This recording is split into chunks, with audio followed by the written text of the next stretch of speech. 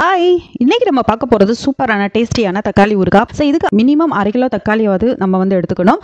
So அதை எடுத்து இந்த மாதிரி கட் பண்ணி வச்சுக்கோங்க. வெறும் வாணலியில கடுகு 1/2 ஸ்பூன், வெந்தயம் 1/2 ஸ்பூன் சேர்த்து நல்லா ட்ரை ரோஸ்ட் பண்ணிட்டு அதை பவுடர் பண்ணி செப்பரேட்டாக எடுத்து வச்சுக்கோங்க. 1 ஸ்பூன் எண்ணெய் விட்டு 7லேருந்து 10 காஞ்ச மிளகாவை நல்லா வறுத்துக்கோங்க.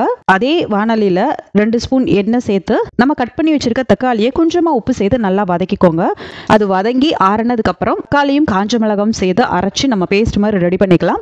ஸோ வாணலியில் ஒரு 3லேருந்து 4 ஸ்பூன் நல்லெண்ணெய் சேர்த்து கடுகு, உளுத்தம்பருப்பு, கருவேப்பிலை போட்டு தாளிச்சிட்டு நம்ம அரைச்சி வச்சிருக்க தக்காளி காஞ்ச மிளகாய் பேஸ்ட்டை இதில் சேர்த்துக்கலாம்.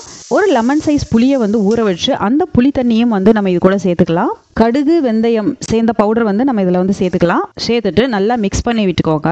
உப்பு தேவையான அளவு போட்டுக்கோங்க. ஆல்ரெடி உப்பு போட்டிருக்கோம். ஒரு துண்டு வெல்லம் சேர்த்துக்கோங்க. அதை நல்லா மிக்ஸ் பண்ணிட்டு அதை சிம்லேயே வச்சிருங்க. எண்ணெய் பிரிஞ்சு வரும். ஸோ எண்ணெய் பிரிஞ்சு வந்துச்சு அப்படின்னா தக்காளி ஊறுகாய் ரெடி. கண்டிப்பாக ட்ரை பண்ணி பாருங்க. நன்றி.